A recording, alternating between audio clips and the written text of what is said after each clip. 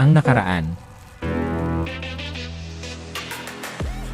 Inatake na nga ang lugar nila Charion ng nakamaskarang mga lalaki, at hindi din naman sumusuko ang babae sapagkat gusto niyang ipagtanggol ang kanyang pamilya. Ngunit kahit na anong gawin pa ni Charion ay napakarami pa din ng kalaban. At sa di inaasahang pangyayari ay bigla din namang dumating si Joke Legion, para sila ay iligtas at makikita naman sa mukha nito na siya ay sobrang galit sa mga bandidong ito. At sa kasalukuyan ay nasa harapan na nga nila si Joke Legion na handang ipagtanggol ang kanilang kaligtasan, at hindi nito mapapayagan na dagdagan pa ng mga bandido ang masasaktan nilang mga tao sa loob ng Righteous Sword Sect. Kaya't nangangamba din naman ang nakamaskarang mga lalaki sapagkat nakita nila na biglang namatay ang kanilang kasama ng isang iglap lang, at ang mga ito ay nagulat sapagkat hindi nila naramdaman ang pagdating ni Joke Legion. Kaya't napapatanong na lang si Chongso kung sino ba ang nakatayo sa kanilang harapan, at parang namumukhaan nila na hindi ito taga rito at walang kinalaman kina Charion. Kaya't inutusan niya ang kanyang mga alagad na unahin na muna ito nang wala nang maging hadlang sa kanilang mga plano, at dahil sa ginawa niya ay nararapat lang itong mamatay. Ngunit hindi din naman magpapahuli ang ating bida at nararamdaman pa din niya ang sobrang galit. Kaya't inihanda niya ang kanyang kamao at tinipon ang kanyang mga enerhiya dito para subukang i-counter-attack ang atake ng mga bandido. At sinuntok na nga niya ang isa dito ng pagkalakas-lakas sa kanyang tagiliran, at ito ay nabibigla sapagkat hindi niya inaasahan na napakabilis pala ng galaw nito, at hindi niya naiwasan ang pag-atakeng paparating sa kanya. At sa sobrang lakas ng kanyang kamao ay nagsitalsikan din naman ang mga dugo sa kanya, at ramdam na ramdam ito ng katawan ng bandido sapagkat unti-unti itong dumidiin. Kaya't siya ay tumilapo ng biglaan at sumubsob ang mukha sa lupa.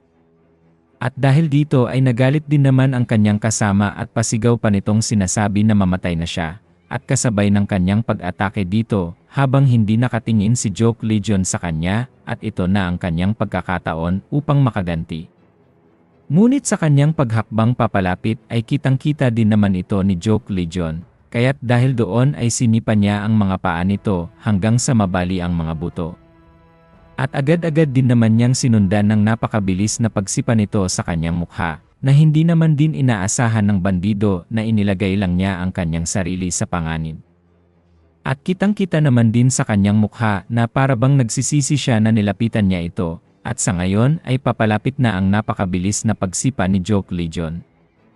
At ito ay nagresulta ng pagyanig sa paligid kasama na din ng pagkakabasag ng kanyang ulo, na nagdahilan din naman ng pagtalsik ng mga dugo niya sa lupa. Kaya't hindi din naman makapaniwala si Chongso kung ano ang kanyang mga nakikita, at napapatanong na lang ito kung ano ba ang nangyari at biglang namatay ang kanyang mga alagad ng ganun kabilis lang. At hindi nga masundan ng kanyang mga mata kung saan papunta si Joke Legion, at kahit na ang kanyang mga kasama ay naghahanda na baka sila ang isunod na patay nito. At ang lahat ng mga galaw ng ating bida ay parabang hangin lang sa mga ito, at nagmimistulang sila ay pinaglalaruan lamang na kahit na ano ang gawin nila ay hindi nila mahuhuli at matatantya kung saan siya atakeng muli. At habang napapatanong si Chongso sa kanyang sarili kung saan na naman ba ito naglaho, at bigla din namang nagsitalsikan ang mga dugo ng kanyang mga kasama at nagkabali-bali at nagkaputol-putol ang mga katawan nito sa kanyang harapan. Kaya't sa ngayon ay naisip niya kung ito ay nasa kanyang likuran na, at ang ginawa niya ay inihanda nito ang kanyang espada para ito ay kanyang atakehin kung ito man ay magpapakita sa kanyang likuran. At sa pakiramdam ni Chongso ay parabang mahuhuli na niya si Joke Legion sa napakalakas niyang pagbigwas ng kanyang espada. Ngunit ang hindi niya inaasahan ay yumuko lang ito sa kanyang atake, at papalapit din naman ang kanyang kamao na punong-puno ng enerhiya na mayroong magkahalong bilis at galit. At sa napakalakas na suntok na ito ni Joke Legion, ay natamaan din naman agad ang mukha ni Chongso, kaya't hindi na niya nagamit ang kanyang espada sapagkat hindi niya inasahan ang bilis nito. At dahil doon ay unti-unti din namang natanggal ang kanyang balabal sa mukha, at nabitawan din naman niya ang kanyang espada dahil sa hindi ito nakayanan ng kanyang katawan na saluhin.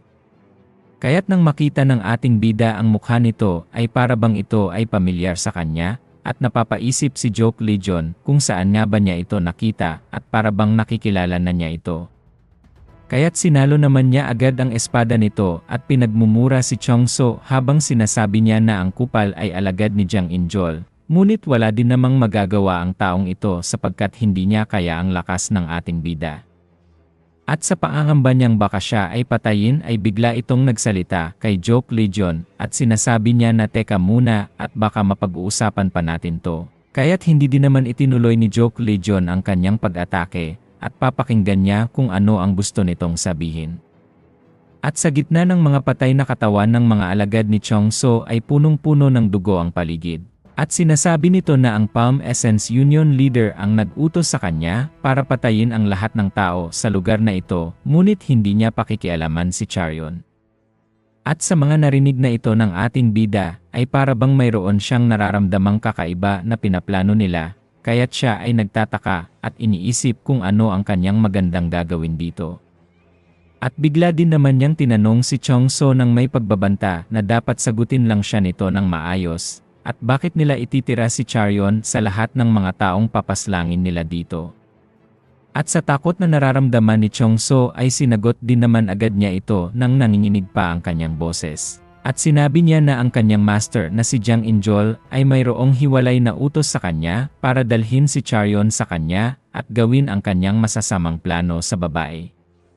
At dahil sa mga sinabi nito ay bigla din namang tinanong ni Joke Legion kung nasaan na ang kupal na si Jiang Injol. At kung ito ang kanilang mga plano ay siguradong nandirito lang sila sa malapit at inaabangan na matapos ang kanilang pagpatay ng mga tao sa loob ng Righteous Sword Sect. At walang ano-ano ay bigla din naman siyang nagsalita at sinabi nito na si Jiang Injol ay naghihintay sa hilagang bahagi ng kagubatan. At dagdag pa niya na sasabihin nito ang lahat ng kanyang mga nalalaman kung papakawalan niya ito at hindi papatayin na katulad ng kanyang mga kasama. Ngunit habang nagsasalita si Chongso ay hinay-hinay din namang hinawakan ni Joke Legion ang espada ng lalaki, habang sinasabi niya na wag nitong pipilitin ang ibang tao sa kanyang mga gusto kung hindi din naman niya ito magagawa. At sa napakabilis na mga pangyayari ay inatake ni Joke Legion ang leeg ni Chongso nang walang pag-aalinlangan, at hindi na din nakapalagpa ang lalaki sapagkat lupaypay na ang kanyang katawan at dito na nga magtatapos ang kanyang buhay. At sa galit na nararamdaman ng ating bida ay hindi pa rin ito humuhupa hanggat sa kahuli-hulihang dugo na pumapatak sa mga taong gustong manakit kay Charion. At ang kanyang uhaw sa pagpatay ng tao ay bumabalik na naman at mapapawi lang ito kapag tinapos niya ang mga buhay ng mga walang kwentang tao sa mundo. At sa pagkakataong ito ay napapatingin na lang ang pamilya ni Charion sa napakabrutal na ginawa ni Joke Legion sa mga taong ito, at hindi sila makapaniwala na makakaya niyang lipulin ang mga ito ng mag-isa lang sa napakamadugong paraan. Kaya't napapaisip din naman ang babae sa kanyang nasasaksihan kay Joke Legion. At para bang siya ay nalulungkot sapagkat hindi niya gusto na nagkakaganito ang ating bida. At naulit na naman ang nangyari na pumatay si Joke Legion ng napakaraming mga tao dahil lamang sa kanya, at para bang hindi niya matanggap na mayroon siyang taong naisasali sa pampersonal niyang mga problema. At habang tinitingnan niya si Joke Legion, ay unti-unti ding nadudurog ang kanyang puso, sapagkat ayaw niyang masaksihan na nasa ganitong estado si Joke Legion at ang kanyang gustong makita lang dito ay ang kanyang mga ngiti. Kaya't sa lahat ng mga nangyaring ito ay sinimulan nga niyang humakbang patungo sa ating bida at aalamin niya kung ano ang nasa isip ngayon ni Joke Legion.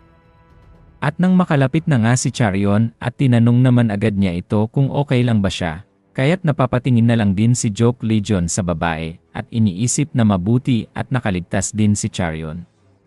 At kasabay dito ay biglang umaliwalas ang kanyang mukha habang nakangiti at sinasabi naman niya sa babae na humihingi ito ng paumanhin sa pagiging late at hindi niya napigilan ang mga nangyari na nagdahilan ng pagkasawi ng iba nitong mga kapamilya. At ramdam na ramdam din naman ni Charion ang taos pusong paghingi ng tawad nito sa kanya. Ngunit sabi pa nga ng babae na bakit siya humihingi ng tawad at kasabay dito ay pinasalamatan din naman niya agad ito sa kanyang pagkakaligtas sa kanilang lahat. Kaya't napapangiti na lang din si Joke Legion at naabutan pa niya na buhay pa si Charion at natapos na nga ang kaguluhan sa Righteous Sword Sect nang wala nang masyadong nasasawi sa kanila. At habang nag-uusap ang dalawa ay biglang dumating si Muyong at sinasabi nito na saktong-sakto lang ang pagdating ng kanyang master na si Joke Legion at napigilan pa niya ang posible pang mga masasamang mangyayari sa lugar na ito. At bigla din naman itong humarap kay Charion at sinasabi ni Muyong siya ay masaya sapagkat nakaligtas ang babae. Kaya't sa pagkakataong ito ay inutusan din naman agad ni Joke Legion si Muyong na dalhin ang lahat ng mga kapamilya ni Charion sa New Wind Manor at ipaasikaso na muna kay Unbounded Handsome para silang lahat ay magamot nito ng maayos at nang wala nang maging pangamba pa si Charion. At kasabay nito ay maghahanda na sila para pabagsakin ang Palm Essence Union at hindi na nila antayin ang kinabukasan sapagkat sa mga oras na ito ay ang oras ng pagkasira at pagbagsak ng mga kupal na iyon. At kasalukuyan na nga ay makikita si Jiang Injol na patuloy na naghihintay sa isang sulok ng kagubatan at wala siyang kaalam-alam na napurnada na pala ang kanyang mga plano kay Charion at hindi niya alam na patay na din pala ang kanyang inutusan na si Chongso. At sa pagkakataong ito ay bigla siyang napapaisip na bakit natatagalan na dumating ang kanyang guard at sa mga oras na ito ay dapat na nandito na siya at daladala na si Charion. Ngunit habang tumatagal ang kanyang paghihintay ay nadadagdagan din naman ang kanyang pagkainip kaya't ito ay medyo naiinis na kay Chongso. Kaya't nang mayroon siyang mapansin na paparating sa kanyang likuran ay agad din naman siyang nagsalita at sinabi na kung dinala ba niya si Charion. Ngunit ang hindi nito napansin ay si Joke Legion na pala ang unti-unting lumalapit sa kanya sa likod ng mga hamog.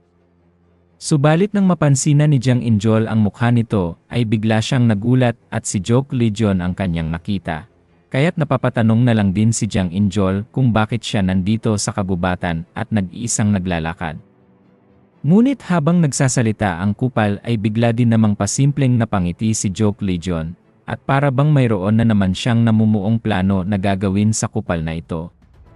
Kaya't ang naisip ng ating bida ay umakting na para bang may humahabol sa kanya at sinabihan nito si Jiang Injol na umalis na sa kagubatan. At baka matsyempuhan pa siya ng mga martial artist na nanggaling sa Northern Heaven Supreme Family dahil nakita niyang ang mga ito ay papunta na sa kung saan sila ngayon nakatayo. Kaya't nagtataka din naman ang kupal at sinasabi nito na ano ang kabulastugan na kanyang sinasabi sa ganitong oras ng gabi. Ngunit patuloy pa din namang umaakting si Joke Legion at dagdag pa niyang sinabi na noong siya ay mapadaan sa Righteous Sword Sect ay nakita nito na mayroong mga assassin na pumunta at sinira ang lugar.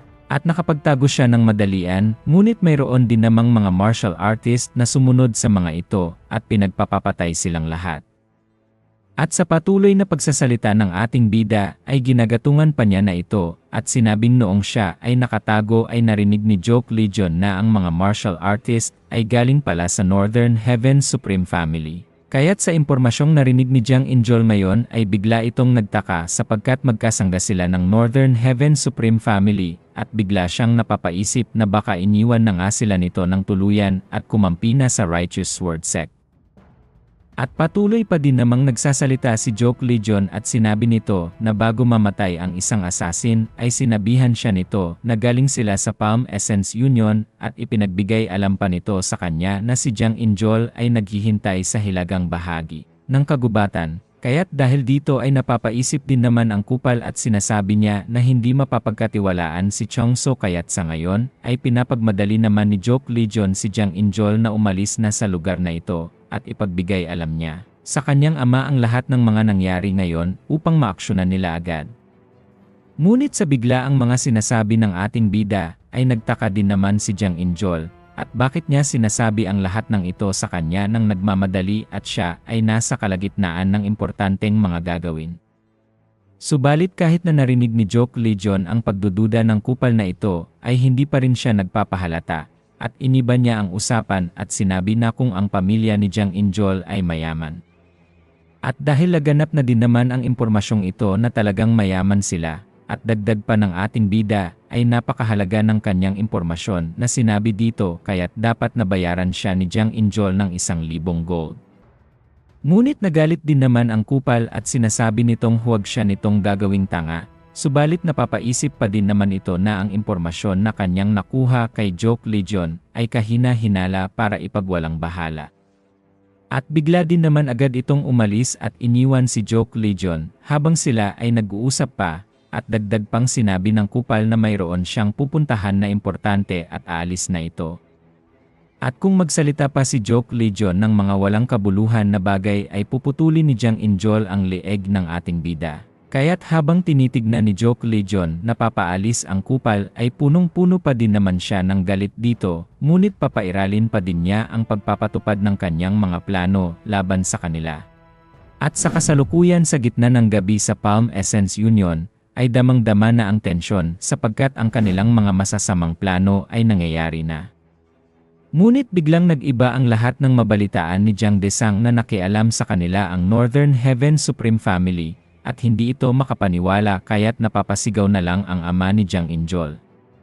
At dahil sa pagkainip nito na mabalitaan kung anong nangyari sa kanilang mga assassin na inutusan para patayin ang mga taga-Righteous Sword Sect, ay nag-utos pa din naman siya ng tao para tumingin kung ano ang nangyari, ngunit ang nakita lang nito ay mga patay na katawan ng kanilang mga assassin, kaya't siya ay nagtataka kung ano nga ba talaga ang nangyari doon.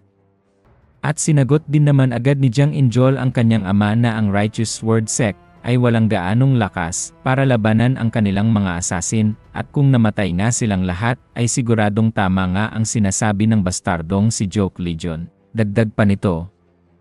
At sa ngayon ay sinasabi pa ng kanyang kapatid na diba ay kamakailan lang nag-iisip ang Northern Heaven Supreme Family kung kakampi na sila sa Righteous Sword Sect. At naisip pa nga niya na unahan na silang patayin ang mga iyon, ngunit sa ngayon ay hindi niya inaakala na magiging mag-close na pala ang dalawang pamilya. At sa ngayon ay bigla din namang nangangamba si Jiang Desang na kung totoo man ang sinasabi ng dalawang ito ay siguradong katapusan na nila sapagkat ang Northern Heaven Supreme Family ay walang sinasanto. At sa kanyang iniisip ay sinasabi nito na kung nasa panganib na nga ang kanilang buhay ay kinakailangan na niyang magdesisyon ng maigi. At sa ngayon ay binuksan na nga niya ang isang box na naglalaman ng napakaraming mga kumikinang na bagay, at sinasabi niya na dalhin ng dalawa ang mga kumikinang na perlas sa kanilang safe house nang hindi na ito mapasakamay pa ng ibang mga tao. Kaya't sa mga nakikita ng babae ay napapatanong siya na diba ay nagkakahalaga ang bawat isang kumikinang na perlas ng 50,000 gold. At sinagot din naman agad siya ng kanyang ama na inipon niya ito simula ng kanyang pagkabata, at sa ngayon ay mayroon itong humigit kumulang na 100 perlas na nandito sa box. At habang nakikita din naman ni Jiang Injol ang box na punong-puno ng mga perlas, ay napapatungangan na lang ito, habang patuloy pa ding nagsasalita ang kanyang ama na hindi siya sasama sa kanila at mayroon siyang pupuntahan sa Southern Peak Alliance. At siguradong ang pamilyang iyon ay matutuwa kapag nalaman nilang ang impormasyon na kanyang ibibigay sa mga ito ay patungkol sa Northern Heaven Supreme Family. At maaalala din naman na merong namumuong tensyon sa dalawang pamilyang iyon, at dahil nasa punto na nga sila ngayon na itinataya na nila ang kanilang buhay, ay kakampi na lang sila sa kalaban ng Northern Heaven Supreme Family dahil sila ay itinakwil na din naman ng mga ito. Ngunit ang hindi nila alam ay nakikinig lang din naman ang ating bida sa itaas ng kanilang bubong. At ang mga pinagkakaguluhan nila ngayon ay dahil sa kanyang mga sinabi, at papagsabungin niya ang mga pamilyang iyon para sa kanyang plano na sakupin ang mundo. At sa pagkakataong ito ay napansin din naman ni Joke Legion na para bang may paparating sa kanyang kinaroroonan, at siya ay napatingin sa kanyang gawing kanan at tinitignan kung sino ito. At nang makatungtong na nga ito sa may bubungan katabi ng ating bida, ay sinasabi nito na andito na siya, at ang nagsasalita pala ay ang guard ni Joke Legion na si Muyong. At kasabay na ibinalita nito na ang lahat ng mga taga-Righteous Sword Sect ay ligtas nang nakarating sa New Wind Manor, kaya't natutuwa din naman si Joke Legion at sinasabi pa niya na ayos at nasusunod ang kanilang mga plano. At sinasabi pa nga nito kay Moyong na wala ng ibang tatakbuhan si Jiang Desang, at isa na lang ang kanyang maiisip para makaligtas ang Palm Essence Union, at ito ay kumampi sa kalaban ng Northern Heaven Supreme Family. At sa pagkamangha ni Moyong ay napapaisip naman siya na kung matupad nga ang mga plano ng kanyang master na si Joke Legion, ay siguradong mapapadali ang kanilang pagpapabagsak sa Northern Heaven Supreme Family. At kasabay pa dito ay magkakaroon din ng kaguluhan sa gitna ng Southern Peak Alliance at Northern Heaven Supreme Family, Kaya't dahil dito ay mapapadali na ang kanilang pagpapabagsak sa dalawang pamilyang iyon. At sinasabi din naman ni Joke Legion kung dumating na ang oras, ay naku-curious siya kung ano nga ba ang pipiliin na desisyon ni Jiang Injol para ipatupad. At napapatanong din naman si Muyong kung ibaba ang parusa na kanyang ibibigay sa kupal na iyon sapagkat sinubukan niyang ipakidnap si Charion, at sa ngayon ay parabang naiisip na ng ating bida ang gagawin kay Jiang Injol. At sa napakaseryosong mukha ni Joke Legion, ay wala na siyang ibibigay na konsiderasyon sa kupal na iyon. At kahit na ano pang desisyon na piliin ni Jiang Injol ay isa lang ang kanyang pagkakalagyan, at ang kupal na iyon ay siguradong mamamatay ngayong gabi at hindi na siya aabutan pa ng sikat ng araw.